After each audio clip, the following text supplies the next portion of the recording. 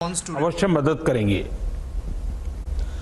साथियों, किसी भी संकट से निपटने के लिए टाइमिंग का बहुत महत्व होता है। सही समय पर लिए गए फैसलों ने देश में कोरोना संक्रमण को नियंत्रित करने में बहुत मदद की है। भविष्य में जब कभी भारत की कोरोना के खिलाफ लड़ाई का अध्ययन होगा तो ये दौर इसलिए भी याद किया जाएगा कि कैसे इस दौरान हमने साथ मिलकर के काम किया, कोऑपरेटिव फेडरलिज्म का सर्वोत्तम उदाहरण प्रस्तुत किया। साथियों, जब कोरोना दुनिया के अनेक देशों में चर्चा का विषय भी नहीं बना था, तब भारत ने इससे निपटने के लिए तैयारियां शुरू कर दी थी, फैसले लेने शुरू कर दिए थे।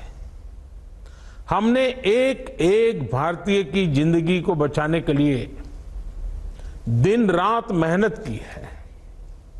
बीते हफ्तों में हजारों की संख्या में हमारे भारतीय भाई बहन विदेश से अपने वतन वापस लौटे हैं। बीते हफ्तों में लाखों की संख्या में प्रवासी श्रमिक अपने अपने गांव पहुंचे हैं। रेल, रोड, एयर, सी सारे मार्ग करीब करीब अब खुल चुके हैं।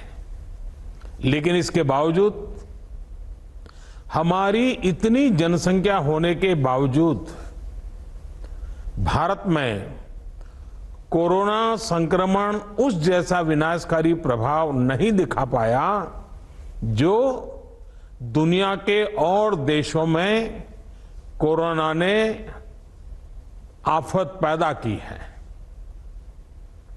दुनिया के बड़े बड़े एक्सपर्ट्स, हेल्थ के जानकार लॉकडाउन और भारत के लोगों द्वारा दिखाए गए अनुशासन की आज भारी चर्चा हो रही है।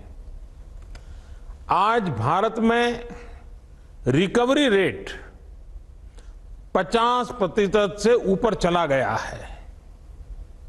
आज भारत दुनिया के उन देशों में अग्रणी है जहां कोरोना संक्रमित मरीजों का जीवन बच रहा है। कोरोना से किसी की भी मृत्यु दुखद है। हमारे लिए किसी एक भारतीय की भी मृत्यु असहज करने देने वाली है। लेकिन ये भी सच है कि आज भारत दुनिया के उन देशों में है जहां कोरोना की वजह से सबसे कम मृत्यु हो रही है। अब अनेक राज्यों के अनुभव आज आत्मविश्वास जगाते हैं कि भारत कोरोना के इस संकट में अपने नुकसान को सीमित करते हुए आगे बढ़ सकता है, अपनी अर्थव्यवस्था को तेजी से संभाल सकता है। साथियों, बीते 2 हफ्ते के अनलॉक 1 ने हमें एक बड़ा सबक ये भी दिया है कि अगर हम नियमों का पालन करते रहें, सारे दिशा निर्देशों को मानते रहे, तो कोरोना संकट से भारत को कम से कम नुकसान होगा। इसलिए मास्क या फेस कवर, उस पर बहुत ज्यादा जोर देना अनिवार्य है, आवश्यक है। बिना मास्क या फेस कवर के घर से बाहर निकलने की अभी कल्पना करना भी सही नहीं है। ये जितना खुद उस व्यक्ति के लिए खतरनाक है, उतना ही उसके आसपास के लोगों के लिए भी। इसलिए 2 गज की दूरी का हमारा मंत्र हो, दिन में कई बार 20-20 सेकंड के लिए साबुन से हाथ धोने की बात हो, सैनिटाइजर का इस्तेमाल हो, ये सभी बहुत गंभीरता से किए जाने चाहिए। खुद की सुरक्षा के लिए, परिवार की सुरक्षा के लिए, विशेषकर घर के बच्चों और बुजुर्गों की सुरक्षा के लिए ये बहुत जरूरी है।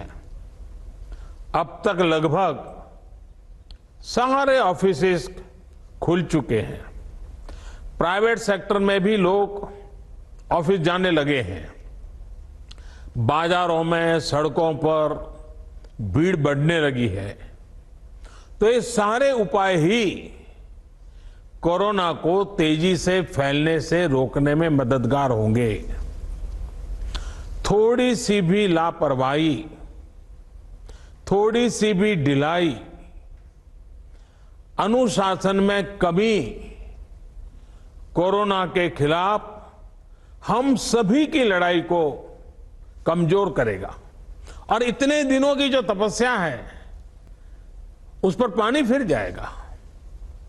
हमें इस बात का हमेशा ध्यान रखना है कि हम कोरोना को जितना रोक पाएंगे, उसका बढ़ना जितना रोक पाएंगे, उतना ही हमारी अर्थव्यवस्था खुलेगी, हमारे दफ्तर खुलेंगे, मार्केट खुलेंगे, ट्रांसपोर्ट के साधन खुलेंगे और उतने ही रोजगार के नए अवसर भी बनेंगे।